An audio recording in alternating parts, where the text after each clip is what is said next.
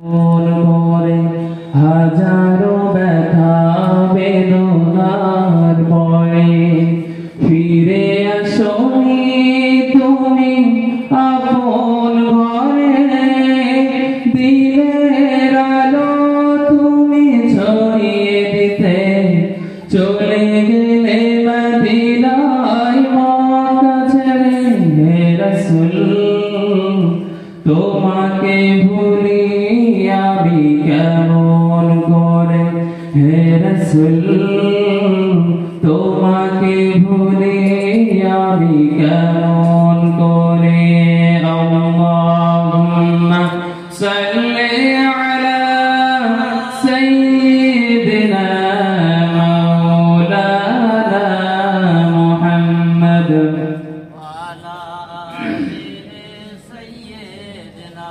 মাওলানা মুহাম্মদ। সমস্ত প্রশংসা সেই মহান রব্বুল আলামিনের, যিনি আজ আমাদের কাটাটি মসজিদ ও মাদ্রাসার বাৎসরিক ইসালে সওয়াবের মতো এরকম একটি জান্নাতি মাহফিলে আমাদের সকলকে বসার তৌফিক দান করেছেন। সকলে বলি আলহামদুলিল্লাহ। অসংখ্য দরুদ ও সালাম বর্ষিত হোক বিশ্ব মানবতার অগ্রদূত আরব মরুর দুলাল মান আমরা ভিলাল সরকারে দো আলম নবী মুহাম্মদুর রাসূলুল্লাহর প্রতি সকলে বলি সাল্লাল্লাহু আলাইহি ওয়াসাল্লাম। অতঃপর আজ এই মাহফিলে সম্মানীয় সভাপতি ও আমার সামনে বসে থাকা সকল বয়োজ্যেষ্ঠ বয়কনিষ্ঠ সমবয়স্ক সকল শ্রোতাবৃন্দ ও এই জলসার সমস্ত পরিচালকবৃন্দ ও পর্দার অন্তরালে আম্মা জান ও বোনেরা, সকলকে জানায় আন্তরিক সালাম ও মুবারকবাদ।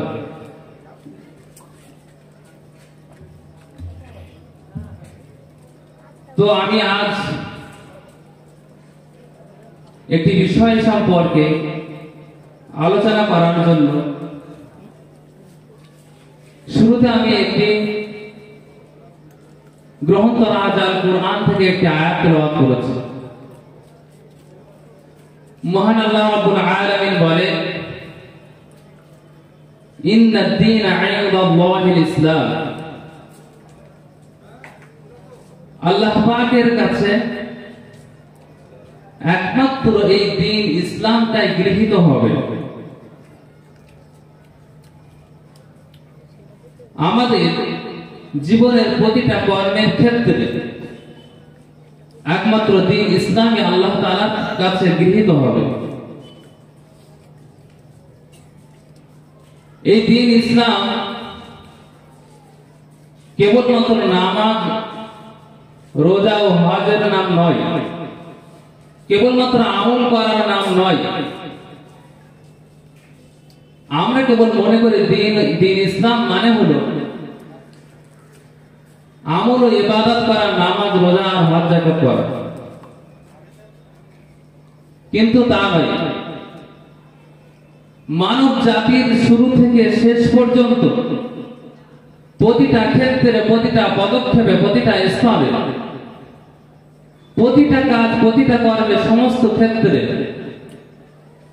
কিভাবে চলতে হবে, কিভাবে জীবনকে পরিচালনা করতে হবে, প্রত্যেকটা দিক, প্রত্যেকটা নিদর্শন, প্রত্যেকটা বিষয় আল্লাহ তাআলা এবং তার রাসূল স্পষ্টভাবে বলে দিয়েছেন। আর সেই নিয়ম, সেই পন্থা, সেই পথ, সেটারই নাম হলো ইসলাম। আল্লাহ তাআলার পক্ষ থেকে পূর্ণাঙ্গ একটি জীবন বিধানই হলো এই ইসলাম। শুধু ব্যক্তিগত জীবনে নয়, পারিবারিক জীবনে নয়, বৈবাহিক জীবনে নয়, সামাজিক জীবনে নয়, রাষ্ট্রীয় জীবনে নয়, প্রতিটা মানব জাতির যত স্থান রয়েছে সমস্ত ক্ষেত্রে পূর্ণাঙ্গ সুন্দর ও সুব্যবস্থার সঙ্গে পরিচালনার জন্য আল্লাহ তাআলা যে বিধান দিয়েছেন সেটি হলো ইসলাম। আমাদের ব্যক্তিগত জীবনে কি কি আমরা অনুসরণ করছি, কি কি মেনে চলছি, কি কি পোশাক পরিধান করছি, কি কি খাদ্য ভক্ষণ করছি, প্রতিটা ক্ষেত্রেই দিন ইসলামের অনুসরণ করতে হবে। ইসলাম যে সমস্ত বিষয়ে আমাদের আদেশ করেছে, প্রতিটা ক্ষেত্রে মানব জাতির পূর্ণাঙ্গ কল্যাণ ও উপকার আছে।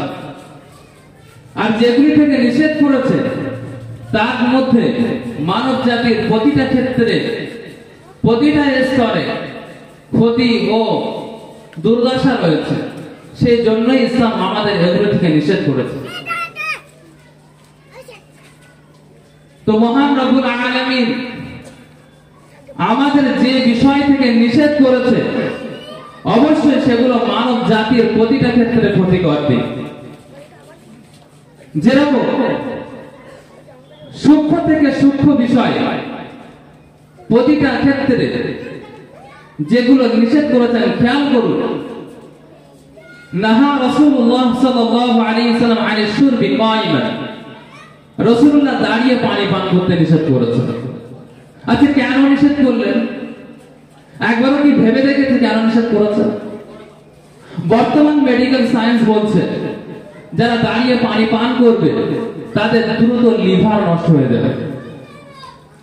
তাহলে ইসলাম আমাদের যেগুলি থেকে নিষেধ করেছে তার মধ্যে মানব জাতির চরম ক্ষতি আছে, চরম বিপর্যয় আছে। সেই জন্যই ইসলাম এটা থেকে আমাদের নিষেধ করেছে প্রতিটা ক্ষেত্রে। যেরকম রাসূলুল্লাহ দাঁড়িয়ে পেশাব করতে নিষেধ করেছে, আমরা কি কোনোদিন ভেবেছি কেন নিষেধ করেছে? বর্তমান মেডিকেল সায়েন্স বলছে যারা দাঁড়িয়ে পেশাব করবে তাদের দ্রুত কিডনি নষ্ট হয়ে যাবে। তাহলে চিন্তা করুন, রাসূলুল্লাহ যে বিষয়গুলো আমাদের নিষেধ করেছে সেগুলোর মধ্যে মানব জাতির চরম ক্ষতি আছে, সেই জন্য নিষেধ করেছে। আপনি কি জানেন যে পবিত্র আল কোরআন আল্লাহ তাআলা বলছেন, হুররিমাত আলাইকুমুল মাইতাতু ওয়াদ-দামু ওয়া লাহমুল খিনজির, যে তোমাদের উপরে মৃত প্রাণী হারাম করা হয়েছে। আচ্ছা, যে প্রাণীটা জবাই করা হয় সেটা মারা যায়, আর এমনি যে প্রাণীটা মারা যায়, জবাইকৃত প্রাণীটা খাওয়া যায় এবং হালাল, কিন্তু মৃত প্রাণী তাকে কেটে কুটে খাওয়া যায় না। কেন যায় না? কেন নিষেধ করেছেন আল্লাহ? একবার কি ভেবে দেখেছেন কেন নিষেধ করেছেন? মেডিকেল সায়েন্স বলছে একটা প্রাণীর শরীরের যাবতীয় জীবাণুর বেশিরভাগ অংশ তার রক্তের মধ্যে থাকে। আর যখন একটা প্রাণীকে শরীয়ত মোতাবেক জবাই করা হয় তার শরীরের যাবতীয় রক্ত বার হয়ে যায়। আর সেটা এমনি এমনিতে যখন মারা যায়, জবাই করা হয় না, তখন যাবতীয় রক্ত শরীরের মধ্যে বসে যায় এবং শরীরের যাবতীয় জীবাণু জান শরীরে বসে যায় এবং রক্তের মধ্যে, এই গোস্তের মধ্যে প্রবেশ করে। তখন সেটা খেলে মানব জাতির তাদের কিডনি শুধু নয়, পাকস্থলী এবং লিভার প্রতিটা ক্ষেত্রে ক্ষতি করবে। তো আল্লাহ তাআলা এবং তার রাসূল যে বিষয় থেকে নিষেধ করেছে, গভীরভাবে দেখলে দেখা যায় তার মধ্যে মানব জাতির চরম ক্ষতি আছে, সেই জন্যই নিষেধ করেছে। প্রতিটা ক্ষেত্রে আল্লাহ তাআলা বলেছেন, হুররিমাত আলাইকুমুল মাইতাতু ওয়াদ-দামু, প্রবাহিত রক্ত তোমাদের উপর হারাম করা হয়েছে। আচ্ছা, রক্ত হারাম কেন জানেন? এর আগে তো বললাম। তারপর আল্লাহ তাআলা বলছেন তোমাদের উপর শুকরের মাংস হারাম করা হয়েছে।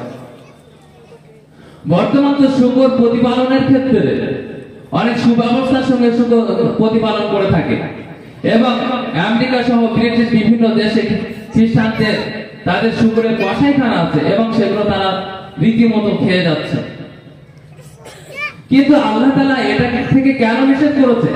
এত পরিষ্কার পরিচ্ছন্নতার সঙ্গে এটা প্রতিপালনের পরেও কেন হারাম? আল্লাহ তাআলা কেন হারাম করেছেন একবার ভেবে দেখি না আমরা। বর্তমান মেডিকেল সায়েন্স বলছে শুকরের মাংস যারা ভক্ষণ করে এর মধ্যে প্রায় 100টার বেশি রোগ রয়েছে। এই কঠিন রোগ সমূহের মধ্য থেকে একটা রোগ হলো শরীরে এমন রক্তের মধ্যে এমন একটা কৃমি হয় যেটা পুরো শরীরে শিরায় শিরায় ঘোরে। এমনকি এই কৃমি যদি ব্রেনে যায়, ব্রেন স্ট্রোক করে দেয়, হার্টে গিয়ে হার্ট ব্লক করে দেয়। এত ক্ষতিকর দিক, তো আল্লাহ এবং তার রাসূল যে জিনিস থেকে নিষেধ করেছে বুঝতে হবে তার মধ্যে চরম ক্ষতি আছে। স্বাস্থ্যের শুধু ক্ষতি নয়, সামাজিক জীবনেরও ক্ষতি, রাষ্ট্র জীবনেরও ক্ষতি। বিচার ব্যবস্থায় ঘুষ দিতে নিষেধ করছে কেন? রাষ্ট্রের ক্ষতি হবে, প্রতিটা ক্ষেত্রে নিষেধ। সামাজিক ক্ষেত্রে নিষেধ করতে যে বিষয়গুলো সামাজিক শান্তি শৃঙ্খলার মধ্যে ক্ষতিগ্রস্ত করবে সেই জন্য নিষেধ করতে। যেমন আল্লাহ রাসূল নিষেধ করেছেন সামাজিক ক্ষতিটার ক্ষেত্রে গীবত করতে নিষেধ করেছেন কেন? মানব জাতির মধ্যে অশান্তি সৃষ্টি করবে। গীবত এমন একটা বিষয় যে অশান্তির বাতাবরণ তৈরি করার একটা মূল উপাদান। মহান রব্বুল আলামিন কিতাবুল্লাহর মধ্যে বলেছেন যে ওয়ালা ইয়াগতাব বা'দুকুম বা'দা, তোমাদের মধ্যে একে অপরের সাথে গীবত না করে। তারপর আল্লাহ তাআলা বলছেন আইয়ুহিব্বু আহাদুকুম আইয়াকুলা লাহমা আখিহি মাইতা, তোমাদের মধ্যে কি কেউ পছন্দ করে তার মৃত ভাইয়ের গোশত খেতে? গীবত করা এত জঘন্য যে আল্লাহ তাআলা বলছেন যে মৃত ভাইয়ের গোশত খাওয়ার নাই।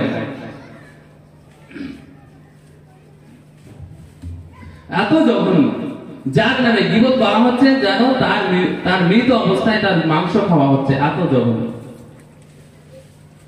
গীবত কাকে বলে জানেন? আল্লাহর রাসূলকে সাহাবীরা জিজ্ঞাসা করছে। আল্লাহ রাসূল একবার সাহাবীদের নিয়ে বসেছিলেন, এমন সময় একজন সাহাবী জিজ্ঞাসা করলেন, ইয়া রাসূলুল্লাহ মাল গীবা, গীবত কাকে বলা হয়? গীবতের সংজ্ঞা কি? গীবতের পরিচয় আমাদের বলেন। আল্লাহ রাসূল সময় বলেন, যিকরুকা ফাকা বিমা ইয়াকরাম, তুমি তোমার ভাইয়ের নামে এমন কথা বলবে যে সেটা সে শুনে অপছন্দ করবে, সেটা সে শুনলে তার খারাপ লাগবে। আল্লাহ রাসূল বলেন, যিকরুকা ফাকা বিমা ইয়াকরাম, এমন কিছু আলোচনা করবে, তোমার ভাইয়ের নামে এমন মন্তব্য করবে যেটা সে শুনলে অপছন্দ করবে, এটাই নাম হলো গীবত। তারপরে ওই সাহাবী প্রশ্ন করলেন, ইয়া রাসূলুল্লাহ, এই কাজটা যদি আমার ওই ভাইয়ের মধ্যে বিদ্যমান থাকে, আমার ভাই যদি এই কাজটা করে, এই দোষ যদি তার মধ্যে থাকে, এরপরে যদি আমি ওই ভাইয়ের নামে এই কথাটা বলি, তাহলে কি সেটা গীবত হবে? আল্লাহ রাসূল বলেন, ইন কানা কামা কুনতা ফি আখিকা, যদি তুমি যেটা বলছো এটা যদি তোমার ভাইয়ের মধ্যে থাকে তাহলে তো তুমি গীবত করলে। আর যদি তুমি এমন কথা বলো যেটা তোমার ভাইয়ের মধ্যে থাকে না, তাহলে তো তুমি তোমার ভাইয়ের নামে অপবাদ দিলে। আল্লাহ রাসূল বলছেন গীবত বলা হয় তুমি তোমার কোনো ভাই বা বোনের নামে, কোনো মুসলমান ভাই বা বোনের নামে এমন কথা বলবে যেটা সে শুনলে অপছন্দ করবে, অপছন্দ করবে এমন কথা। আমরা হয়তো অনেকে ভাবছি যে আমি তো তার নামে মিথ্যা কথা বলছি না, সে যেটা করে সেটাই বলছে, তাহলে কিসের গুনাহ? তা নয়। ওই সাহাবী যখন প্রশ্ন করলেন, ইয়া রাসূলুল্লাহ, আমার ভাই বা সেই বোন যদি এই গুণে গুণান্বিত থাকে, তার মধ্যে এই দোষ থাকে, আর আমি তাহলে বলি, তাহলে কি গীবত হবে, গুনাহ হবে? আল্লাহ রাসূল বললেন তাহলেও গীবত হবে। আর যদি তার মধ্যে সেটা না থাকে তাহলে তো এটা তার নামে অপবাদ হবে। তাহলে তার মধ্যে যেটা বিদ্যমান আছে সেটা বললেই তার নামে তো সেটা গীবত হবে, আর না থাকলে তো সেটা অপবাদ হবে। নারে তাকবীর, নারে তাকবীর। মুফতি আবু সাঈদ সাহেব, মুফতি আবু সাঈদ সাহেব, নারে তাকবীর।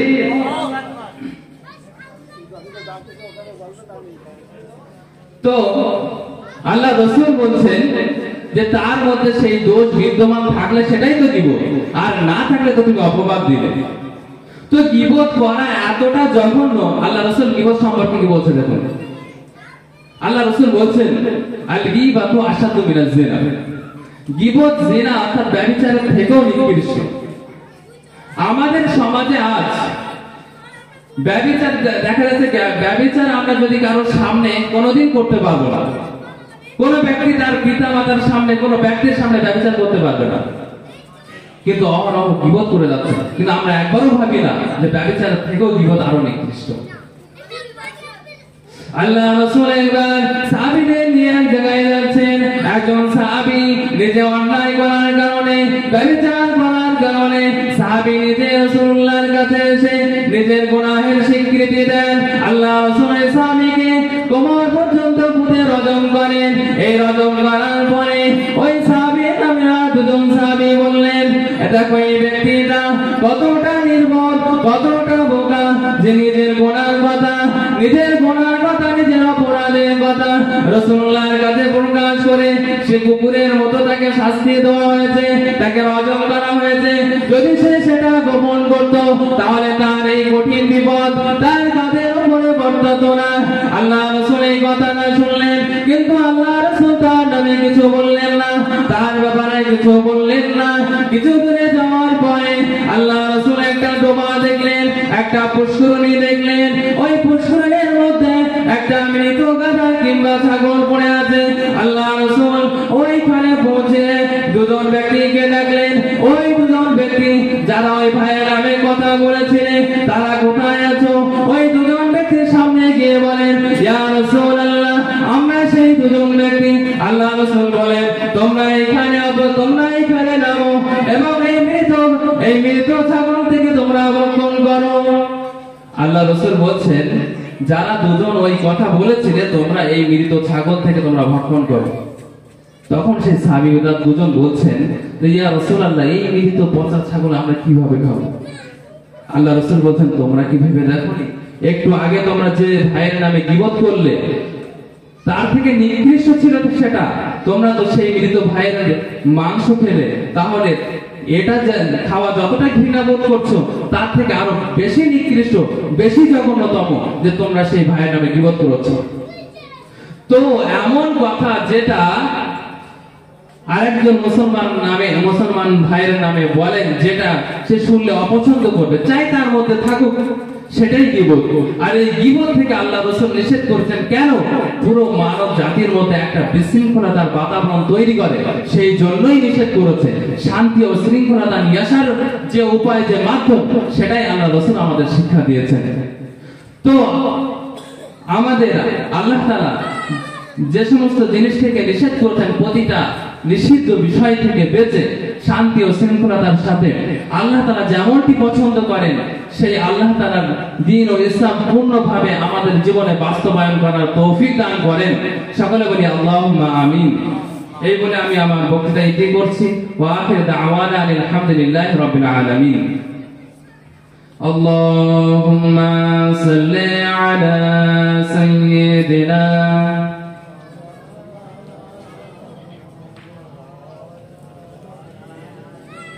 মাশাআল্লাহ, জাযাকাল্লাহ। অল্প সময়ের মধ্যে সুন্দর ভাবে আমাদের দিন সম্পর্কে বোঝালেন আমাদের গ্রামেরই মাওলানা মুফতি সাহেব। এখন আপনাদের সম্মুখে আসছেন হাফেজ মাওলানা মুফতি মোহাম্মদ আবু সাঈদ সাহেব। আপনারা ওনার ওয়াজ দৃষ্টিভাবে শ্রবণ করুন।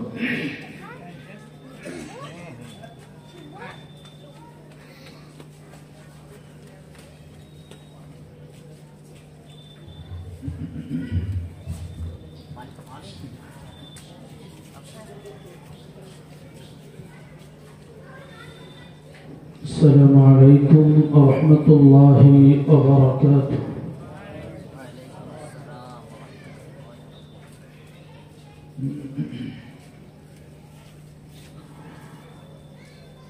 نحمده ونستعينه ونستغفره ونؤمن به ونتوكل عليه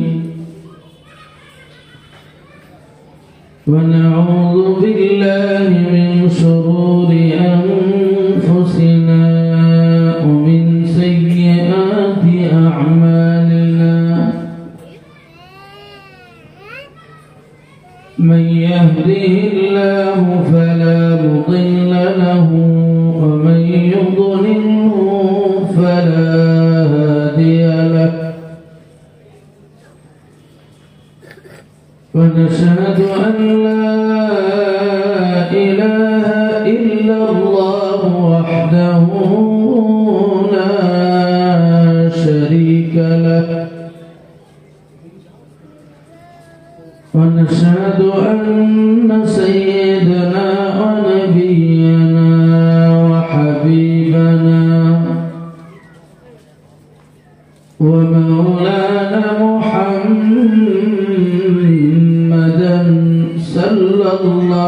عليه وسلم عبده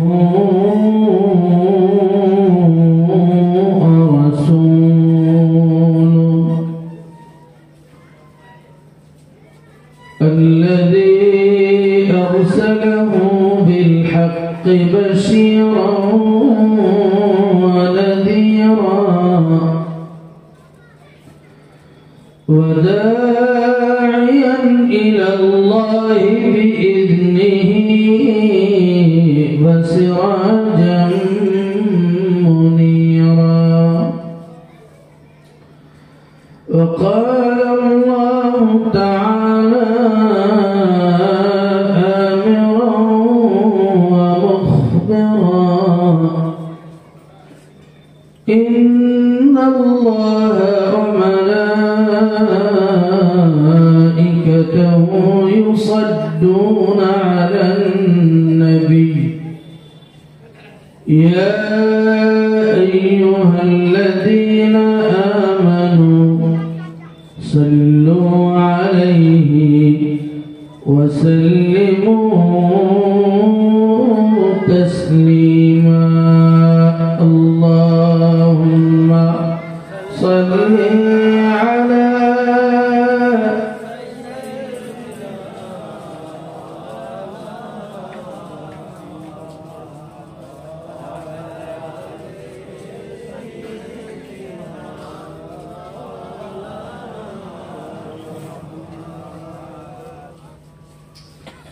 غلام محمد ہوں میں کیا ڈر ہے مجھ کو غلام میں ان کی گزارا کروں گا اجل سے پڑا ہوں میں قدموں میں ان کی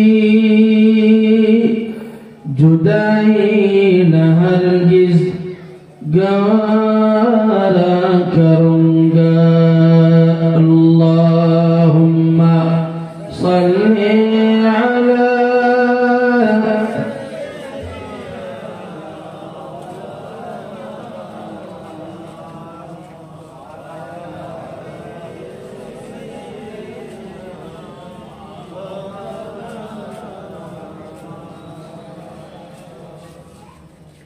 گفت موسیٰ با خدا در کوئی تو گفت محمد با خدا در عرش نور اگر ایک سیر موی برتر پرم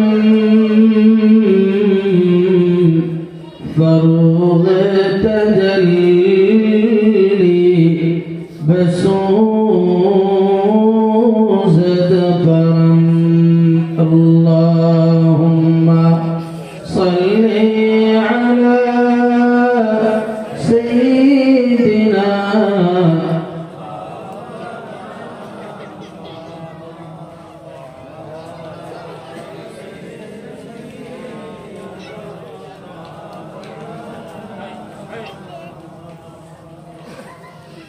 أما بعد فقد قال الله تعالى في كلامه المجيد أعوذ بالله من الشيطان الرجيم يؤتي الحكمة من يشاء ومن يؤت الحكمة فقد أوتي خيرا كثيرا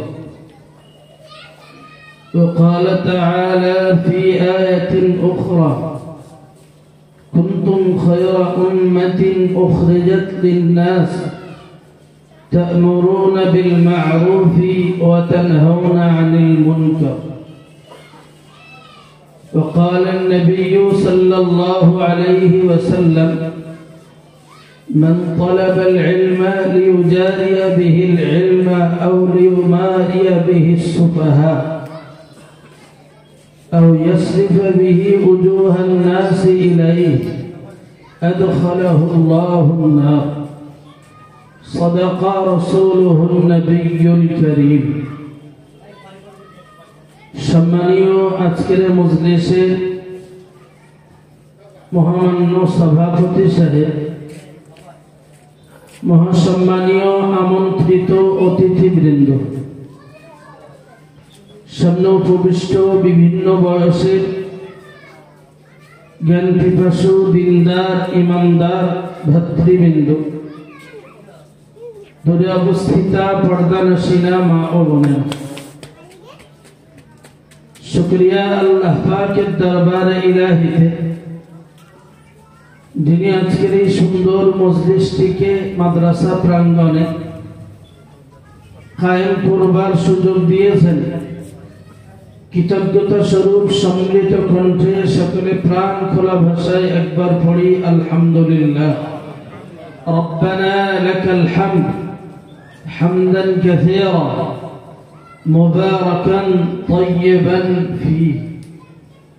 দরুদ এবং সালামের নজরানা আজকের মজলিস থেকে প্রিয় রাসূলের মুকদ্দাস রূহের প্রতি সকলে একবার জবান খুলে পড়ি সাল্লাল্লাহু আলাইহি ওয়াসাল্লাম। আরো অন্তরের অন্তরস্থল থেকে ওয়েলকাম জানাচ্ছি আজকের মজলিস যারা আয়োজন করেছেন, মাদ্রাসার কমিটি, আসাতিদায়ে কিরাম, ছোট্ট ছোট্ট তোলাবা ভাইরা, যাদের ঐকান্তিক প্রচেষ্টা এবং গ্রামবাসী সহ যাদের খিদমতের দ্বারাতে আজকের এই সুন্দর মজলিসটি ফলে ফুলে সুশোভিত হয়েছে, তাদের প্রতিও অন্তরের অন্তরস্থল থেকে স্বাগতম জানাচ্ছি। কোরআনুল কারীম থেকে একটি আয়াত প্রিয় রাসূলের পাক জবানে বর্ণিত একটি হাদিস আপনাদের কাছে তেলাওয়াত করেছি। সংক্ষিপ্ত সময়ে একটি বিষয়ের উপরে কিছু কথা সকলের বা সবাইয়ের উপকারার্থে।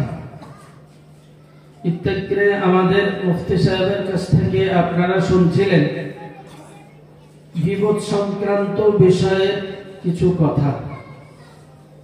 হয়তো মাইকে উনি যতটা ফোটাতে না পারছেন, সামনে ছাত্র কিংবা ছাত্রী দিলে সেটা দেখলে আরেকটা অন্য রূপ দেখতে পাবেন ইনশাআল্লাহ। সবার দ্বারাতে মাইক শোভা পায় না, আবার সবাই মাইকে কথা বলতে অভ্যস্তও নয়। তো উনি হয়তো কথা বলছিলেন গায়ের ভূতের দাম এমনি কম। গা বলেন তো, গা মানে গ্রাম। বাইরেতে যতক্ষণ ভূত না আসবে, এ ভূত যত খেলায় দেখা সে খেলা কারো ভালো লাগে না। তো এটা বুঝতে গেলে একটা কোন দর্শের ক্লাসে বসালে বুঝতে পারবেন যে আলহামদুলিল্লাহ জামিয়া রহমানিয়া কতটুকু কি করছে।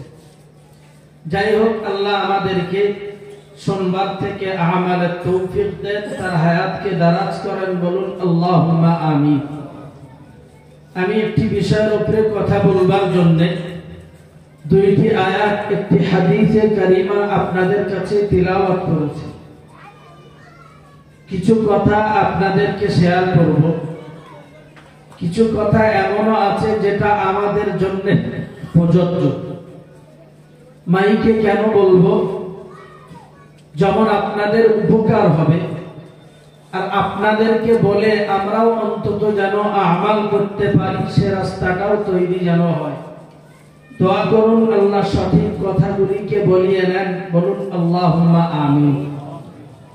সম্মানীয় হাজিরিন, আজকের এই দিনই এদারাগুলি গড়ে উঠেছে যেগুলো আমরা সচক্ষে দেখছি। হয়তো কেউ পয়সা দিয়ে, কেউ শ্রম দিয়ে, কেউ অর্থ দিয়ে, কেউ দৈহিক সহযোগিতা করি। এর বাহ্যিক দিকটাকে আমরা উপলব্ধি করি, কিন্তু আভ্যন্তরীণ বিষয়টা অনেকে আছি যারা উপলব্ধি করতে পারি না। যে আমরা পয়সা দিই, শ্রম দিই, অর্থ দিই বা নিজেদের দৈহিক প্রচেষ্টা যেটাই করি, একজন শিক্ষক একজন ছাত্রের কতটা মেহনত দিতে হয়, একজন ছাত্রের পিছনে একটা শিক্ষককে কতটা প্রচেষ্টা করতে হয়, এবং সমাজে এইখান থেকে এই হাফেজ আলেমে দ্বীন যারা বার হয়, এরাই সমাজের মানুষের জন্য কতটুকু প্রচেষ্টা করে, নিশ্চিত যারা করেন এর চাইতে অন্যরা বেশি উপলব্ধি করতে পারেন। কারণ হলো এটাই, যে কাজটা যেই করে তার কাছে সেই কাজের গুরুত্ব যতটা অন্যরা দূর থেকে দেখলে উপলব্ধি করতে পারেন। গতকালের ঘটনা, কোন একটা জিনিস কিনতে গেছি, তো কেউ একজন আমাকে বলছে বিষয়টা বা সেই জিনিসটার দাম অনেক বলেছে, বলি এত টাকা দাম? তো আমারে বলছে যে পয়সা তো আপনারাই দেবেন। কেন? না আপনাদের টাকার কি অভাব আছে? পয়সা তো আপনারাই রোজগার করেন। আরে ভাই তুমি চলো 1.5 ঘন্টা আমার সঙ্গে একটু বকে দেবো। ম্যামা করলে হবে না, আমি 1.5 ঘন্টা বকবো, তোমার 1.5 ঘন্টা বলতে হবে না, তুমি 8 ঘন্টা বলবা আমার সঙ্গে চলো। পারবো না কেন? পারো, চলো। তো বলছে না দোকান পেলে গেলি হয়, কথাবার্তা হিসাব করে বলার চেষ্টা করো। কথাটি বলবার উদ্দেশ্য হলো এটাই, সমাজের মানুষ শুধু এতটুকু লক্ষ্য করে, রাতের রাত নেই, প্রতিটি রাত এরা জলসা করে আর ফুস পয়সা কামাই করে, অথচ জাতি যথেষ্ট ভাবে পরিবর্তন হয় না। সবকিছুর আগে মনে রাখা দরকার, জাতি পরিবর্তন না হয়ে যে জায়গাটায় দাঁড়িয়ে আছে, এই জায়গাটাও দাঁড়িয়ে আছে আল্লাহ পাকের রহমত, উলামায়ে কেরামের প্রচেষ্টা, আর যুগে যুগে দ্বীনের প্রতিষ্ঠানে যারা খিদমত করে তাদের অতটুকু প্রচেষ্টা আর মেহনতের বিনিময়ে সমাজের মাটিতে যতটুকু পরিবর্তন আছে, এটি তাদের মেহনতের একটি অংশ। সুবহানাল্লাহ বলেন, আর একটু আওয়াজ দিয়ে বলেন সুবহানাল্লাহ। এটিকে বুঝতে হবে এই জায়গাটায়। আজকের দ্বীনি শিক্ষার প্রতি অনীহা, আলেমদের প্রতি আস্থাহীনতা, উলামায়ে কেরামের প্রতি যথেষ্ট দায়িত্ববোধ না থাকা, সমাজের মাটির একটা টেন্ডেন্সি আর ধারণা এই জায়গাটাতে এসে দাঁড়িয়েছে। টুপিওয়ালা, দাড়িওয়ালা, জুব্বা পরিহিতা ব্যক্তিরাই সমাজের মাটিতে ফিতনা আর ফাসাদের দাঙ্গা হাঙ্গামা তৈরি করে। আজকের সরকারি লেভেল থেকে নিয়ে শুরু করে আর মুসলিম আম জনতা, সাধারণ মানুষ যাদের দ্বীনের প্রতি, কোরআনের প্রতি, ইসলামের প্রতি যথেষ্ট মেহনত, খিদমত আর ভক্তি ভালোবাসার অভাব, এই মানুষগুলো, এই শ্রেণীর বক্তব্যগুলি তাদের জবান থেকে বার হয়। এর কারণ হলো এটাই, আমরা যারা দ্বীনি শিক্ষার সঙ্গে জড়িয়ে, দ্বীনি প্রতিষ্ঠানগুলির সঙ্গে জড়িয়ে এই মানুষগুলিকে সঠিকভাবে আমরা পথে আনতে পারিনি, আমরা আমাদের জীবনগুলিকে ফুটিয়ে তুলতে পারিনি, আমরা দেখাইতে পারিনি 1500 বছর পূর্বে আব্দুল্লাহর পুত্র মুহাম্মদ ইবনে আরবি সাল্লাল্লাহু, আব্দুল্লাহ ইবনে মুহাম্মদ সাল্লাল্লাহু আলাইহি ওয়াসাল্লাম যে আদর্শ শিক্ষা মানুষকে অনুপ্রেরণা জুগিয়ে গেছেন, যে কোরআনের শিক্ষা মানুষের কাছে পৌঁছে দিয়ে গেছেন, যে ইতিহাস মানুষের কাছে নজির রেখে গেছে, আমরা দ্বীন ইসলামের পক্ষে দাঁড়িয়ে সেই বিষয়গুলিকে আমরা আমাদের জীবনে বাস্তবে ফুটিয়ে তুলতে পারিনি। এটি হলো আলেমদের প্রতি, হুফাজে কেরামের প্রতি, মাওলানাদের প্রতি, মুফতিয়ানে কেরামদের প্রতি মানুষের আস্থাহীনতার একটি কারণ। নাম্বার 2 মনে রাখুন, সমাজের মাটিতে ওই মানুষগুলোর প্রতি মানুষ আস্থা রাখতে শুরু করে, ওই মানুষগুলিকেই তারাই ভালো বলে যারা নিজেদের স্বার্থ সিদ্ধির জন্য নিজেদের যে কোনো কাজে আলেম দিগকে ব্যবহার করতে পারে, হাফেজ দিগকে নিজেদের স্বার্থে ব্যবহার করতে পারে, দ্বীনের দাঈ ইলাল্লাহ যারা, তাদেরকে নিজেদের ইচ্ছা মতো কাজে যারাই ব্যবহার করতে পারে, ওরাই এই মানুষ দিগকে ভালো বলে। কিন্তু যাদেরকে নিজের স্বার্থ সিদ্ধির জন্য নিজের প্রয়োজন মতো ব্যবহারের জায়গা তৈরি করতে পারে না, এক শ্রেণীর মানুষ ওদের দিকে মোটা মোটা চোখা আর বুলি আউড়িয়ে বলে, এই মানুষগুলি দিনের জিনিস বিক্রি করে করে খায়। এটা নাম্বার 2। নাম্বার 3, একটা বিষয় মনে রাখা দরকার, সমাজে আলেমদের প্রতি, এই দ্বীনের দাঈ ইলাল্লাহদের প্রতি আস্থাহীনতা তৈরি হয়েছে কিছু কিছু এমন মানুষের দ্বারাতে, যারা টুপি পরে, জুব্বা পরে, লেবেল ধরে, অথচ রাসূলের আদর্শ না থাকবার কারণে মানুষের এদের প্রতি বিশেষ আস্থাহীনতা তৈরি হয়েছে। কথাটি বলবার উদ্দেশ্য হলো এটাই, যুগের মাটিতে কালে কালে যারাই পৃথিবীর মাটিতে জনজোয়ার টেনে এনেছেন, পৃথিবীর মাটিতে যারাই মানুষের ভিতর থেকে মাদক দ্রব্যকে দূর করেছেন, পৃথিবীর মাটিতে যারাই মানুষের ভিতর থেকে ধোঁকা, ফেতনাবাজি, প্রতারণাকে দূরীভূত করেছেন, যারাই পৃথিবীর মাটিতে মানুষের মাঝ থেকে মিথ্যা আর প্রবঞ্চনার রাস্তাকে দূরীভূত করেছেন, ওই মানুষগুলো পৃথিবীতে কেউ কারো তোষামতি করে জীবন চালায়নি। সুবহানাল্লাহ বলে, আর একটু আওয়াজ দিয়ে বলেন সুবহানাল্লাহ। আমার কথাগুলি ভালোভাবে উপলব্ধি করুন।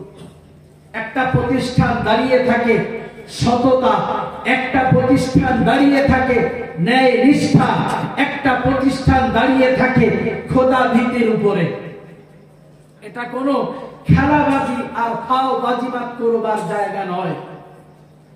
যত আস্থাহীনতা উলামায়ে কেরামের প্রতি তৈরি হবে, অর্থাৎ মানুষের ভরসা যত আল্লাহর প্রতি ভরসার একটা দিক, আর উলামায়ে কেরাম হলো মানুষের জন্য দিকপাল, মানুষের জীবনগুলিকে তৈরি করবার জন্য উলামায়ে কেরাম হলো যুগের এক একজন পাওয়ার হাউসের ন্যায়। কিসের ন্যায় বলেছি? Power house. ইলেকট্রিকটা সাপ্লাই দেয় একটা জায়গা থেকে, এখানে কোথায়? বসিরহাটে, হরিশপুর, তাই তো? পাওয়ার হাউস, যেখান থেকে টোটাল এলাকা ইলেকট্রিকটা সাপ্লাই দেয়। আলেমকে তুলনা করেছেন কেউ একজন লিখতে, যে একজন হাফেজকে তুলনা করেছেন, যারা দ্বীনের দাঈ ইলাল্লাহ সাজে, আল্লাহ পাকের আলিম বান্দা সাজে, দ্বীনের দায়ভার যারা গ্রহণ করে, এই ব্যক্তিরা পৃথিবীর মাটিতে এক একজন পাওয়ার হাউসের নাই। কারণ হলো এরাই মানুষ দিগকে হারামের রাস্তা থেকে দূরে সরিয়ে দেয়, এরাই মানুষ দিগকে হালাল পন্থায় মানুষগুলিকে পরিচালিত করে। এই মানুষগুলোই এদেরকে হেদায়েতের পথে পরিচালিত করে। এই মানুষগুলোই এদেরকে আল্লাহর কাছ থেকে সঠিক রহমত পাওয়ার রাস্তাকে তৈরি করে। এই মানুষগুলোই এদেরকে পরিবার পরিচালনার জন্য, যে পরিবার পরিচালনা করলে একজন মানুষের মতো মানুষ হতে পারে, একটা পরিবার দ্বীনের সঙ্গে সম্পৃক্ত থেকে নিজের পরিবারটাকে গড়ে তুলতে পারে, এই মানুষগুলো ওই প্রচেষ্টাটা করে। যুগে যুগে কালে কালে এই প্রচেষ্টা যারাই করেছেন, তথা আম্বিয়া আলাইহিমুস সালাতু ওয়াস সালাম বলি, তাদের শিষ্য সাদৃশ্যের কথাই বলি, রাসূলের আসহাবদের কথাই বলি, বা যুগের মাটিতে ইমাম মুস্তাহিদিন, উলামায়ে মুতাকাদ্দিমিন, মুতাআখিরিন বলি, যারাই পৃথিবীর মাটিতে এই প্রচেষ্টার রাস্তা তৈরি করেছে, যুগের মানুষগুলো স্বার্থের অভাবে, টাকার অভাবে, নিজের স্বার্থকে চরিতার্থ করবার জন্য এই মানুষগুলোর প্রতি আস্থাহীনতা তৈরি করেছে। এটা নতুন কোনো কথা নয়। সঠিক মানুষের পিছনে দাঁড়ানোর লোক খুব কমই হবে। সর্বোপরি মাদ্রাসা শিক্ষার প্রতি আস্থাহীনতা প্রচুর পরিমাণে তৈরি হয়েছে। একজন বাচ্চাকে মাদ্রাসায় সবচেয়ে ওই বাচ্চাটা আসে, বক্সের সাউন্ডটা কি আছে একটু জোর দিতে বলুন। মাদ্রাসা শিক্ষা ব্যবস্থায় তাদেরকেই পাঠানো হয় যে ছেলেটা বাপের সবচেয়ে বদমাইশ। কথা শুনতেছেন নাকি? আমার কথা কি খারাপ লাগছে আপনাদের? ভালো করে খেয়াল করুন। মাদ্রাসায় ব্যবস্থাপনায় ওই বাচ্চাদেরকে পাঠায় যে বাচ্চাটা বাড়ির সবচেয়ে বেশি বদমাইশি করে। এটার একটা প্রমাণ, ওর ভিতরে আস্থা তৈরি হয়েছে। স্কুল থাকুক, কলেজ থাকুক, ইউনিভার্সিটিতে থাকুক, পৃথিবীর যত বড় বড় প্রতিষ্ঠান থাকুক, আল্লাহ পাকের দ্বীনের যে প্রতিষ্ঠান, শরীয়তের দ্বীন যেখানে দেওয়া হয়, আমার বাচ্চাটা এত বদমাইশ, এই বাচ্চাটাকে যদি পরিবর্তনের আওতায় আনতে হয় তার জন্য কোরআনের শিক্ষাই জরুরি। সুবহানাল্লাহ বলেন, আর একটু মহব্বত করে বলেন। এদিকে বুঝবার দরকার এই জায়গাটাই, যে বাচ্চাটা সবচেয়ে ভালো ব্রিলিয়ান্ট, যে বাচ্চাটার ব্রেন ভালো, যে বাচ্চাটা অল্প টাইমে মুখস্থ করে, ওই বাচ্চাটার স্কুল মাদ্রাসা থেকে স্কুল লাইফে দেয় কেন? ভবিষ্যতে যে তার কাছ থেকে মোটা অঙ্কের পয়সা নেবে, তার কাছ থেকে বুড়ো বয়সে যে ভালোভাবে খানাপিনা করবে। গোটা দেশের মাটিতে দেখে আসুন, হায়ার এডুকেটেড সবাই নয়, অধিকাংশ 100-র মধ্যে 90% যারা সমাজের মাটিতে স্কুল কলেজ ইউনিভার্সিটিতে লেকচার দেয়, যারা পৃথিবীর মাটিতে এই শিক্ষার সঙ্গে সংযুক্ত, ওরা তার পিতামাতাকে কতটা মহব্বত করে। আর যারা আল্লাহ পাকের দ্বীনের সঙ্গে সংযুক্ত, কোরআনের সঙ্গে সংযুক্ত, হাদিসের সঙ্গে সংযুক্ত, ইলমে নববীর সঙ্গে যারা তাদের জীবনগুলিকে গড়ে, ওরা তাদের পিতামাতার পায়ের ধুলাকে মাথার উপরে রাখে। আর একটু খুশি হয়ে বলেন, একবার নয়, দুইবার নয়, 1000 বার বলতে পারি। যতগুলি বৃদ্ধাশ্রম আছে যে খুঁজে আসুন, কয়টা মাদ্রাসা শিক্ষাওয়ালা লোকের বাপ মা বৃদ্ধাশ্রমে থাকে? বাস্তবতাকে বুঝবার চেষ্টা করুন। দ্বীনি শিক্ষার প্রতি অনীহা, দ্বীনি শিক্ষার প্রতি আস্থাহীনতা, হাফেজদের প্রতি আস্থাহীনতা, আলেমদের প্রতি আস্থাহীনতা, এদেরকে শুধু নিজের কাজের জন্য ব্যবহার করা, এই মানসিকতাকে ছাড়ুন। এরা আপনার জীবনের রাস্তাকে পরিবর্তন করে। পরিবর্তনের মালিক আল্লাহ, পথটা দেখানোর রাস্তা তৈরি করেন এনারাই। এদের ভিতরে যে মহব্বত রয়েছে, এদের ভিতরে যে ভালোবাসা রয়েছে, এদের ভিতরে মানুষের ভিতরে একাগ্রতা রয়েছে, এটি পৃথিবীর কোন মানুষের দেওয়া নয়, এটি খোদারবারে নবুয়তের পক্ষ থেকে সর্বোপরি আল্লাহ পাকের রহমত, আল্লাহ পাকের মহব্বত। কোরআন জানিয়েছে, ইন্নাল্লাযীনা আমানু ওয়া আমিলুস সালিহাত কানাত লাহুম জান্নাতুল ফিরদাউসি নুজুলা। ইন্নাল্লাযীনা আমানু ওয়া আমিলুস সালিহাত সায়াজআল লাহুমুর রহমানু উদ্দা।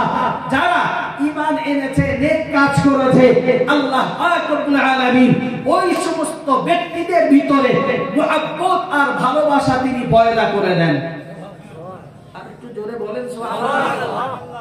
এক্ষুনি কি খিদে টিদে লেগেছে কারোর? এত সাউন্ড স্লো হয়ে যাচ্ছে কেন?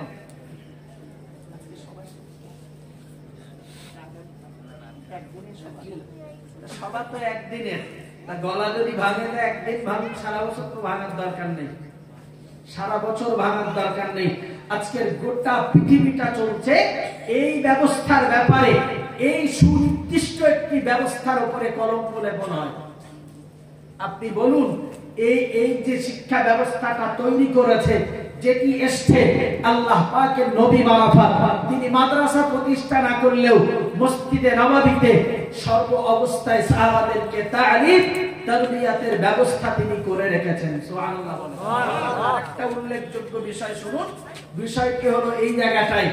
আরো একজন লিখতে লিখেছেন, তার বক্তব্য এরকমটাই যে একজন আলিম যখন মাদ্রাসাতে লেখাপড়া করে, সে যখন পড়াশোনা করে, সেই ব্যক্তির চরিত্র আর একজন স্কুল লাইফে, আমি ওটাকে ছোট করছি না, ওটা প্রয়োজন, কিন্তু তাদেরটা ছোট করতে যায় না, বরং আমারটা তারাই ছোট করেছে। ঠিক কিনা? ছোট তারাই করেছে, কথা তারা আমাদেরকে বলতে বাধ্য করেছে। আমরা যারা দ্বীনের দায়ভার নিয়েছি, দাঈ ইলাল্লাহ সেজেছি, যুগের মাটিতে কালে কালে এমন কিছু মানুষ তৈরি হবে যারা আল্লাহ পাকের দ্বীনকে প্রতিষ্ঠা রাখবার জন্য তাদের জীবনটাকে উৎসর্গ করে দেবেন। সুবহানাল্লাহ বলেন। আর একটু খুশি হয়ে বলেন, এটি কোনো পরিকল্পিত জিনিস নয়, বরং এটি পূর্বে থেকে আসছে। হযরত আদম থেকে নিয়ে মুহাম্মদ সাল্লাল্লাহু আলাইহি ওয়াসাল্লাম পর্যন্ত যুগের মাটিতে যারা তাদের জীবনগুলিকে শ্রেষ্ঠত্বের জায়গাতে দাঁড় করিয়েছেন, ওই মানুষগুলিকে লক্ষ্য করলে দেখা যায় তারা তাদের জীবনগুলিকে দাঁড় করিয়েছেন দ্বীনের পথে, ইসলামের পথে, দ্বীনের পথে, আল্লাহ পাকের রহমত পাওয়ার আশায়। কেন? কারণটা কি? নিশ্চিত তারা বুঝেছেন এটাই যে রহমত আর বরকত যে পথে দুই জায়গাতে আছে সেটি যদি হয় তাহলে সেটা দ্বীনের পথ। নাজাতের রাস্তা, ছাড় পাওয়ার রাস্তা কারোর জন্য নয় যদি আল্লাহ পাকের কালাম ব্যতীত কেউ তার জীবন থেকে প্রচেষ্টা করার চালানোর চেষ্টা করে যে আমি বিরাট উচ্চ শিক্ষিত মানুষ হতে পারবো। হতে আপনি পারবেন, দুনিয়া আপনাকে মূল্যায়ন করলেও আখিরাতে আপনাকে এই মূল্যায়ন করা হবে মোটেই নয়। কারণ এই দুনিয়া সৃষ্টি আল্লাহ পাকের, এই গোটা পৃথিবী সৃষ্টি আল্লাহ পাকের, কোথাও সমতল কোথাও উঁচু তো আবার কোথাও নিচু। এই সুন্দর আসমানটা খুঁটিবিহীন দাঁড়িয়ে আছে, সুন্দর আসমানটা আল্লাহ পাক তার কুদরতি কবজাতে দাঁড় করিয়ে রেখেছেন। গোটা পৃথিবীর মানুষের জন্য শিক্ষা আমি আল্লাহ কালাম নাযিল করেছি, আমার নবীকে আমি তোমাদের জন্য দিয়েছি। ওইগুলিকে মানবা, এই নিদর্শনগুলিকে দেখো। যদি খুঁটিবিহীন আমি আল্লাহ এটাকে দাঁড় করাতে পারি, তুমি ইচ্ছা মতো তোমার জিন্দেগিকে গুজরান করলে সেটিকেও হাজির করবার ক্ষমতা আমি আল্লাহর আছে। আছে না নাই? জোর করে বলেন নিশ্চিত আছে। এজন্য কেউ লিখতে লিখতে লিখেছেন একজন আলেম বান্দা সে যখন আল্লাহ পাক এবং ইলমে নবাবী অর্জন করে সেই ব্যক্তি সর্বদাই এই ভয়ে কুণ্ঠাবোধ করে, না জানি আমার পিতা মাতার উপরে কখনো আমার কথার আওয়াজটা চড়ে আমার আমালগুলি বরবাদ হয়। কিন্তু ওই স্কুলের লাইফে শিক্ষা করা ব্যক্তিটি যত হায়ার এডুকেটেড হয় পিতা মাতা তত ভয় পায়, আমার ছেলে এত বড় অফিসার, না জানি ওর সঙ্গে কথা বলতে যে কোনো ভুল হয় কি। দুটোর ডিফারেন্স আছে না নাই? আবার বলছি কথাটা, একজন আল্লাহ পাকের আলিম বান্দা, একজন হাফেজ বান্দা, সেই ব্যক্তির চিন্তা থাকে এটাই, আল্লাহ পাক যে পিতামাতা নিয়ামত স্বরূপ আমাকে দিয়েছেন, যে পিতামাতা আমার গলার আওয়াজ যদি তাদের উপরে চলে যায়, না জানি এই আওয়াজ চড়বার কারণে আমার ইলমটা, আমার আমালটা আমার কাছ থেকে বিনষ্ট হয়। তাই সেই সন্তানটা যত বড় আলেম হয় তত নিচু স্বরে কথা বলে। সুবহানাল্লাহ বলে।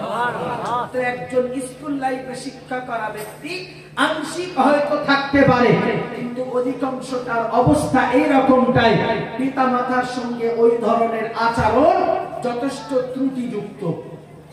এটি ইলমে নবাবীর শিক্ষা। একজন মাদ্রাসা শিক্ষা ব্যবস্থার ছাত্র রাস্তা দিয়ে হেঁটে যায়, তার অবস্থা পরিবর্তন কতটা, একজন স্কুল লাইফের ছাত্র তার অবস্থার কতটা পরিবর্তন সেটিকে উপলব্ধি করলে দেখা যায়।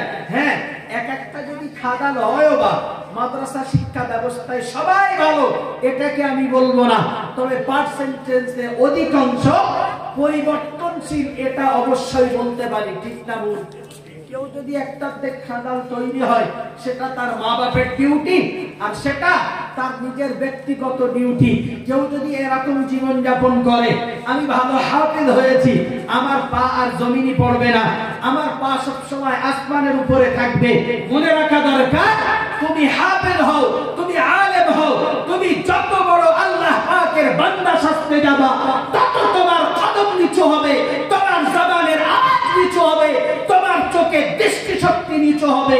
তুমি ইলম অর্জন করবার পরে, তুমি কোরআনের জ্ঞান অর্জন করবার পরে তোমার দ্বারাতে যদি পশুত্বের আচরণ প্রকাশ পায়, তোমার দ্বারাতে যদি বাজে আচরণ প্রকাশ পায়, নিশ্চিত তুমি মনে রাখো কোরআনের জ্ঞান তোমার ভিতরে প্রবেশ করে নাই, হাদিসের জ্ঞান তোমার ভিতরে প্রবেশ করে নাই, বরং তোমার ভিতরে এখনো পশুর আচরণ জায়গা পেয়েছে।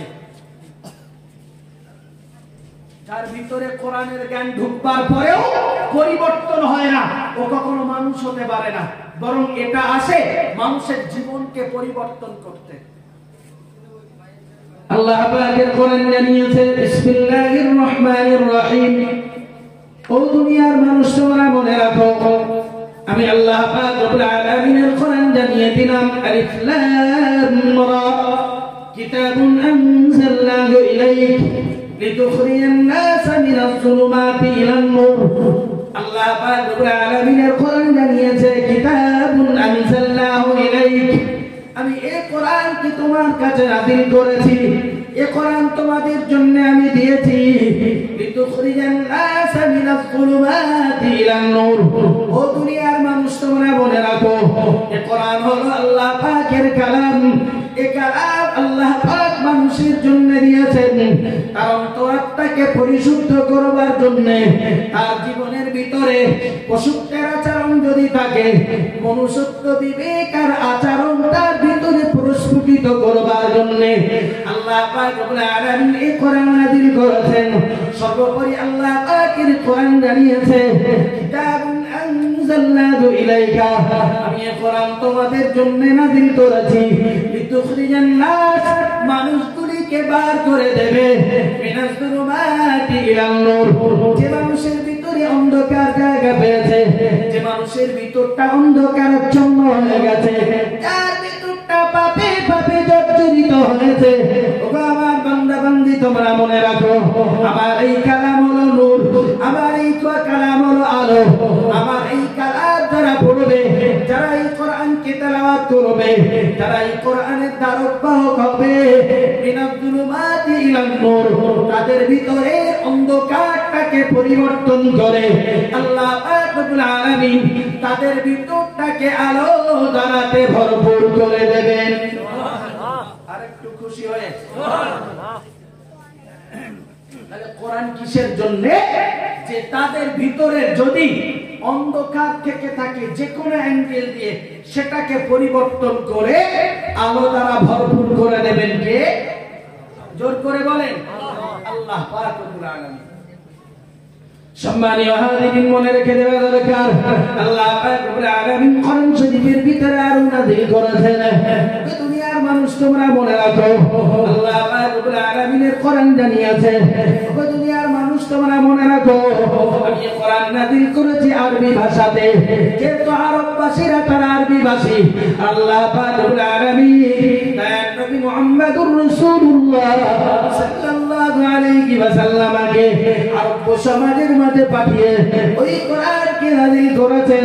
ইন্না আনজালনাহু কুরআনান আরাবিয়্যা লাআল্লাকুম তা'কিলুন। আমি আল্লাহ পাক রব্বুল আলামিন এই কোরআনটাকে নাযিল করেছি কুরআনান আরাবিয়্যা, আরবি ভাষাতে এই কোরআন আমি নাযিল করেছি লাআল্লাকুম তা'কিলুন, যাতে করে তোমরা এটা বুঝতে সক্ষম হও। না, আমি আল্লাহর কোরআনের জন্য নাযিল করি নাই যাতে তোমাদের জন্য কোনো উপকার দেবে না, যাতে তোমাদের জন্য কোনো উপকার দেবে না, কোনো মুনাফা তোমাদের জন্য হবে না। এই কোরআন আমি এজন্য নাযিল করি নাই, বরং এই কোরআন নাযিল করেছি তোমার জীবনে যাতে কল্যাণ আসে, তোমার জীবনে যাতে উপকার আসে, তোমার জীবনে যতগুলি অমানিসা রয়েছে অন্ধকার দিকগুলো দূরীভূত হয়ে আলোর পথ তোমার জীবনে তৈরি হয়।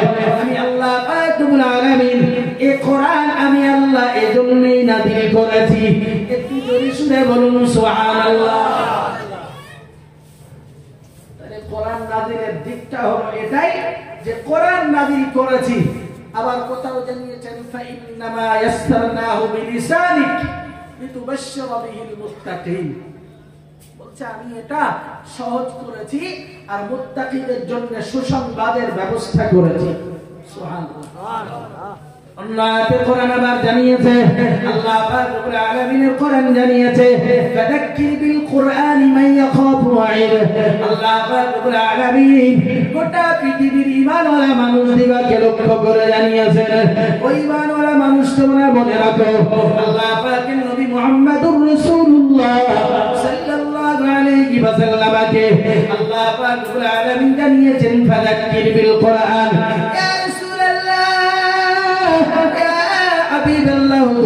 ফাযাক্কির বিল কুরআন, এই কোরআন দ্বারাতে আপনি মানুষদিগকে উপদেশ দিন মাইয়া খাফু ওয়াইদ, যে ব্যক্তি আল্লাহ পাককে ভয় পায়, যে ব্যক্তি আল্লাহ পাকের ধমকিকে ভয় পায়, কিয়ামতের দিবসকে যিনি ভয় পান যে আমাকে ফিরতে হবে, কিয়ামতের ময়দানে আমাকে জবাবদিহি করতে হবে, হাসরের মহাময়দানে কিয়ামতের কঠিন দিবসে আমি আল্লাহ পাকের দরবারে আসামির গড়গড়ায় দাঁড়াতে হবে। ইয়া রাসূলুল্লাহ, এই ভয় যাদের ভিতরে আছে ফাযাক্কির বিল কুরআন মান ইয়াখাফু ওয়াইদ, ওদের জন্য এই কোরআন দ্বারাতে আপনি উপদেশের ব্যবস্থা করুন। একটু জোরে সুরে বলুন সুবহানাল্লাহ। তাহলে একদিকে কোরআন নাযিল আরবি ভাষায়, সেটির অবস্থা হলো এটাই যাতে সেটা পড়তে পারে। অন্যদিকে আবার জানিয়েছেন যারা কিয়ামতের দিবসের প্রতি এবং আল্লাহ পাককে যারা ভয় পায় ওদের জন্য এই কোরআন দ্বারাতে উপদেশ দিন, ওদের জন্য দিন, ওরা আপনার এই উপদেশকে গ্রহণ করবে। আচ্ছা, যাদেরকে উপদেশ দিতে বলেছেন, যেখানে মালিক বলছেন উপদেশ দিতে, তাহলে ব্যাপারটা হলো এটাই, এই উপদেশ ওদেরকে দিলেই ওরা গ্রহণ করবে, এটা নিশ্চিত মালিকের নখদর বলে। অন্য আয়াতে কোরআন আবার জানিয়েছে, ইয়া রাসূলুল্লাহ ইয়া হাবিবাল্লাহ হুজুর, আমি আল্লাহ পাক রব্বুল আলামিন জানিয়ে দিলাম, ওয়া যাক্কির ফাইন্না যিকরা তানফাউল মুমিনিন।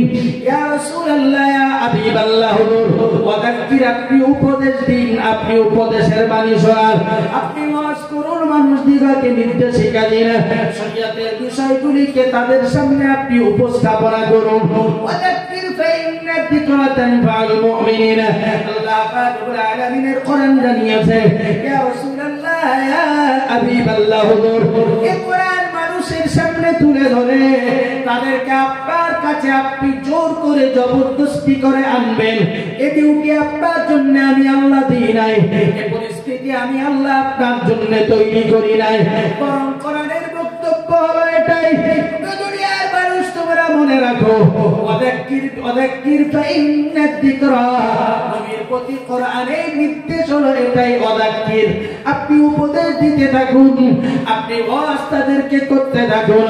ফাইন্না যিকরা তানফাউল মুমিনিন, ঈমানদার যারা হবে, ঈমানওয়ালা মানুষ যারা হবে, আল্লাহ পাকের ঈমানদার বান্দা যারা হবে, অর্থাৎ অবিশ্বাসভাবে যারা আল্লাহকে বিশ্বাস করবে, আখিরাতের দিবসের প্রতি যারা বিশ্বাস স্থাপন করবে, জাহান্নামের প্রতি যাদের ভয় থাকবে, আল্লাহ পাকের জান্নাতের আশা যারা করবে, মৃত্যুর পরে আমাকে আবার নতুন করে উঠতে হবে, এই আশা বাসনা আর ভয় যাদের ভিতরে থাকবে, আল্লাহ পাকের কোরআন জানিয়েছে ওরাই হলো ঈমানদার, ওরা আল্লাহ পাকের মুমিনিন বান্দা। ইয়া রাসূলুল্লাহ ইয়া হাবিবাল্লাহ হুজুর, কাউকে জোর করে ডেকে আপনাকে উপদেশ দিতে হবে না, বরং ওয়াযাক্কির, আপনি উপদেশ দিন। ফাইন্না যিকরা তানফাউল মুমিনিন, ঈমানদার যারা হবে, আল্লাহ পাকের কোরআনের জ্ঞান কি যারা গ্রহণ করতে চাইবে, নিশ্চিত ঈমানওয়ালা মানুষ যারা, কোরআনের জ্ঞান আল্লাহ পাক তাদের নসিবে মঞ্জুর করে দেবে। বললেন ওদের জন্য আপনার কষ্ট করতে হবে না, ঈমানদার যে ব্যক্তি হবে নিশ্চিত ওরাই আপনার জন্য এই ব্যবস্থা করে দেবে। তাহলে এই মানুষগুলিকে যদি ডাকতে হয়, তাহলে এক কথাই জানবো, যারা কোরআনের জ্ঞানকে গ্রহণ করে, কোরআনের নির্দেশিকা যারা মেনে নেয়, কোরআনের বিষয়গুলিকে যারা গুরুত্ব দেয়, এরা ঈমানদার। এরা কি? জোর করে বলেন আওয়াজ দিয়ে, এরা কি?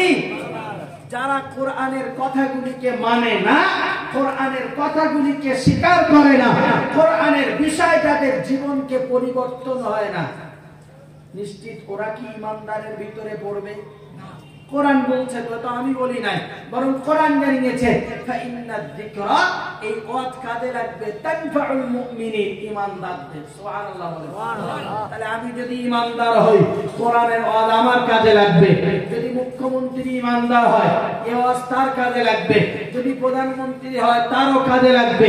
পৃথিবীর গওস, কুতুব, পীর, পীরজাদা, মাশায়েখ, নবী, আউলিয়া, আম্বিয়া সবার জন্য এই কোরআনের জ্ঞান প্রযোজ্য, ঠিক কিনা? আজকের যুগে এসে দেখছি এমন একটা পরিস্থিতি যে যারা মেনে গেছে এই কোরআনের বাণীটা, ওর দায় পড়লো তাই মেনেছে, আমার অত দরকার নাই। পরিস্থিতিটা এই জায়গাটায় দাঁড়িয়েছে। আমরা কোরআনটাকে আজকে আমাদের কাছে বোঝা মনে করছি, সকাল সন্ধ্যে তেলাওয়াত তো বহুলোচনা দূরের কথা, বরং বছরে একবারও কোরআনের দিকে রহমতের নজরটুকু দিই না। আছে না নাই?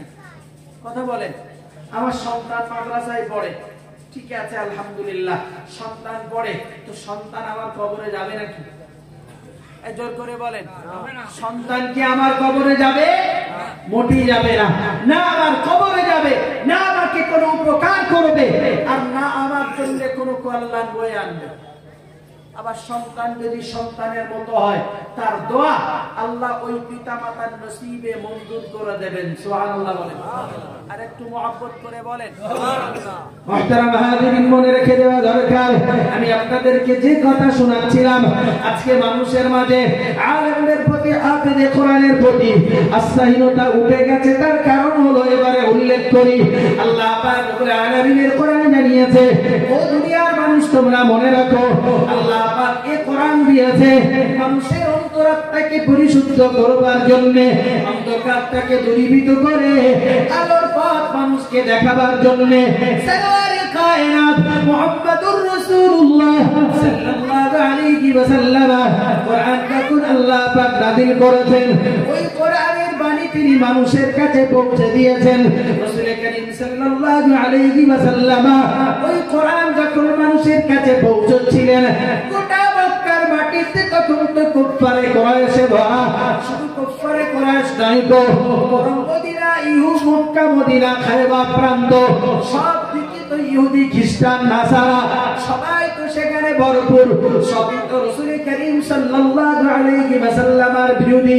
মুহাম্মদুর রাসূলুল্লাহ সাল্লাল্লাহু আলাইহি ওয়াসাল্লাম তাদের মাঝে ওই কোরআনের আয়াতকে দিয়ে দিয়েছেন। আল্লাহ পাকের কোরআন তাদেরকে শুনিয়েছেন। তো দুনিয়ার মানুষ তোমরা মনে রাখো, ইমানদার বলে যদি তুমি দাবি করো, আমি আল্লাহ পাক রব্বুল আলামিন জানিয়ে দিলাম, মা আতাকুমুর রাসূল ফাখুযুহু ওয়া মা নাহাকুম আনহু ফান্তাহু ওয়াত্তাকুল্লাহ ইন্নাল্লাহা শাদীদুল ইকাব। আল্লাহ পাক রব্বুল আলামিনের কোরআন জানিয়েছে, মা আতাকুমুর রাসূল, আমার রাসূল তোমাদেরকে যা কিছু প্রদান করেন, ফাখুযুহু, ওইগুলি তোমরা সাদরে আনন্দের সঙ্গে গ্রহণ করো। আল্লাহ পাক রব্বুল আলামিনের কোরআন আরো জানিয়েছে, ওয়া মা নাহাকুম আনহু ফান্তাহু, আর যেগুলি তোমাদেরকে বর্জন করতে বলে ওইগুলিকে তোমরা আনন্দ আর খুশির সঙ্গে বর্জন করো। দিক দুইটি, একটি হলো যা নির্দেশ এসেছে সেটা আনন্দের সঙ্গে গ্রহণ করা, আর যেগুলি নিষেধ করেছেন ওইগুলিকে আনন্দের সঙ্গে বর্জন করা। মুহাম্মদুর রাসূলুল্লাহ সাল্লাল্লাহু আলাইহি ওয়াসাল্লাম কোরআনের বাণীকে মানুষের কাছে যখন পৌঁছে দিয়েছেন, দেখতে পাওয়া গেছে আল্লাহ পাক রব্বুল আলামিন ওই কোরআনের বাণী পৌঁছে দেওয়ার পরে সাহাবায়ে কেরাম রিদওয়ানুল্লাহি তাআলা আলাইহিম আজমাইন প্রত্যেকটি কোরআনের আয়াতকে রাসূলুল্লাহ নির্দেশিকা অনুযায়ী গ্রহণ করেছেন। যেটি নিষেধ এসেছে তো নিষেধ, সেই জিনিস আর কখনো গ্রহণ করেন নাই। আবার যেটি নির্দেশ এসেছেন, আদেশ এসেছে মানবার, সেটি একাগ্র চিত্তে সেগুলিকে মেনে নিয়েছেন। আল্লাহ পাক রব্বুল আলামিন তাদের এতটুকু পরিবর্তনের কারণে গোটা বেঈমান কাফের মুশরিক বেদিন অধর্মহারা যখন রাসূলের মানবার মানুষের কেউ ছিল না, মুহাম্মদুর রাসূলুল্লাহ সাল্লাল্লাহু আলাইহি ওয়াসাল্লাম ওই কথার দ্বারাতে, কোরআনের বাণী দ্বারাতে আল্লাহ পাক সেই যুগটা ইতিহাসের সর্বকালের সর্বশ্রেষ্ঠ যুগ হিসাবে পরিগণিত করে দিয়েছে। সবচেয়ে কুখ্যাত জায়গা ছিল আইয়ামে জাহিলিয়া, কুখ্যাত সময় যা মানুষের কাছে খুব নগণ্য। কারণটা ছিল এটাই, আইয়ামে জাহিলিয়াতের অবস্থাটা ছিল তো এটাই। মনে রেখে দেওয়া দরকার, নারীর মর্যাদা ছিল না, পিতা মাতার মর্যাদা সন্তানের কাছে ছিল না। বরং লক্ষ্য করলে দেখা যেত নারী ছিল তাদের কাছে খেলার সামগ্রী, ভোগের সামগ্রী ছাড়া আর কিছুই ছিল না। পিতা মাতার কোনো মর্যাদা ছিল না, বড়দের প্রতি সম্মান ছিল না, ছোটদের প্রতি স্নেহ ছিল না, মিথ্যা প্রবঞ্চনা, ধোঁকাবাজি আর প্রতারণা, সবকিছুর রাস্তা তো সেদিন উন্মুক্ত ছিল। মনে রেখে দেওয়া দরকার, আল্লাহ পাক রব্বুল আলামিনের কোরআন যখন নাযিল হয়েছে, ওই মানুষগুলোর জীবন পরিবর্তন হয়েছে। যত ডিগ্রিতে খারাপ ছিল, কোরআনের জ্ঞান পাওয়ার কারণে ওর চাইতে উত্তম ডিগ্রিতে আল্লাহ পাক রব্বুল আলামিন সেই যুগেতেই সিদ্দিক আকবর, আবু বকরের মতো মানুষ বানিয়েছেন।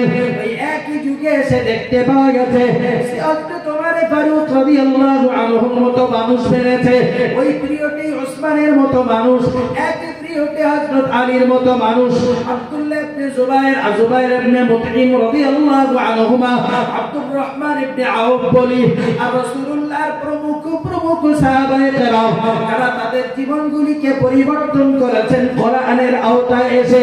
আমার বক্তব্য এই জায়গাটায়, তারা কোরআনটাকে গ্রহণ করেছেন, যে মুহূর্তে যেটাই নাযিল হয়েছে সেটাই তারা মান্যতা দিয়ে গ্রহণ করে নিয়েছেন। আজকে যুগ সন্ধিক্ষণ এসে লক্ষ্য করলে দেখা যায় যে আলেম শ্রেণী বলি, কি মৌলানা বলি, কি মুফতি বলি, কি হাফেজে কোরআন বলি, কোরআন পড়ে বটে, অথচ কোরআনের আয়াতগুলিকে কখনো ভাবনায় ভাবে না। জীবন তো পরিবর্তনের একটা আওতা থাকে, একটা রাস্তা থাকে, কিন্তু এই হাফেজে কোরআন, ও যে আল্লাহর কালাম পড়ছে, এই জিনিসটা কখনো ভাবে না। ভাবে? কোনোদিন ভাবে না, বরং ভাবনাটা নিতান্তই প্রচুর পরিমাণে কম। যে কোরআন পড়ছে তো পড়ছে, এমন অনেক হাফেজে কোরআন আছে, অনেক হাফেজে কোরআন খোদার ভয় তাদের ভিতর থেকে উধাও হয়েছে। যত পরিমাণ খোদার ভয় উধাও হয়েছে, মানুষের তাদের প্রতি ভক্তি ভালোবাসা উঠে গেছে। আমরা ছোটবেলার গল্প শুনেছি, অনেক আগের যুগের যারা হাফেজ, হয়তো 2-4টে গ্রাম খুঁজলে একটা হাফেজ। কয়টা গ্রাম বলেছি? 4টে তো ভুল, আরো যদি বলি তো 10টা গ্রাম।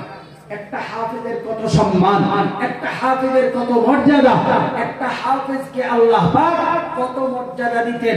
একটা হাফেজ হেঁটে গেলে মানুষ তার দিকে ফিরে ফিরে দেখতো। কেন? জানে না এই লোকটির ভিতরে কোরআনের জ্ঞান জায়গা পেয়েছে। সুবহানাল্লাহ বলুন, আরেকটু মহব্বত করে বলেন। এই লোকটির ভিতরে কোরআনের জ্ঞান জায়গা পেয়েছে, আর সেটি হলো আল্লাহ পাকের কালাম। কিন্তু আজকের পরিস্থিতিটা লক্ষ্য করলে বুঝি সেটি হলো এটাই, যে একটা হাফেজ রাস্তা দিয়ে হেঁটে গেলে দেখে বলে এই সেই জিনিস। কি বলে? বুঝতে পারেন আমার কথা? এই সেই জিনিস। পরিবর্তনটা কোথায়? পরিবর্তনটা কোথায়? তাহলে ভাবতে হবে এই জায়গাটায়। আমার পিতামাতা যেমন আমাকে সঠিক শিক্ষা দেয়নি, সর্বোপরি মাদ্রাসা লাইফে যে ওই শিক্ষা আমি অর্জন করতে কথা বলেন পারিনি, যার জন্য মানুষ আমাকে দেখে এই জায়গা তৈরি করে। মনে রেখে দেওয়া দরকার, আল্লাহ পাক রব্বুল আলামিনের কোরআন জানিয়েছে, ও দুনিয়ার মানুষ তোমরা মনে রাখো, এই কোরআন আল্লাহ পাক রব্বুল আলামিন দিয়েছেন, আর মানুষের জন্য এটাই জানিয়েছেন, কুনতুম খায়রা উম্মাতিন উখরিজাত লিন-নাস তা'মুরুনা বিল মা'রুফি ওয়া তানহাউনা আনিল মুনকার। আল্লাহ পাক রব্বুল আলামিনের কোরআন জানিয়েছে, কুনতুম খায়রা উম্মাতিন, তোমাদের ভিতর থেকে একটা গোষ্ঠীকে বার হওয়া উচিত, একটা জাতিকে বার হওয়া উচিত, উখরিজাত লিন-নাস, মানুষের জন্য বার হওয়া উচিত, তা'মুরুনা বিল মা'রুফি ওয়া তানহাউনা আনিল মুনকার, যারা সৎ কাজের আদেশ মানুষ দিগকে করবে, অন্যায় অসৎ কাজের নিষেধ মানুষ দিগকে তারা করবে।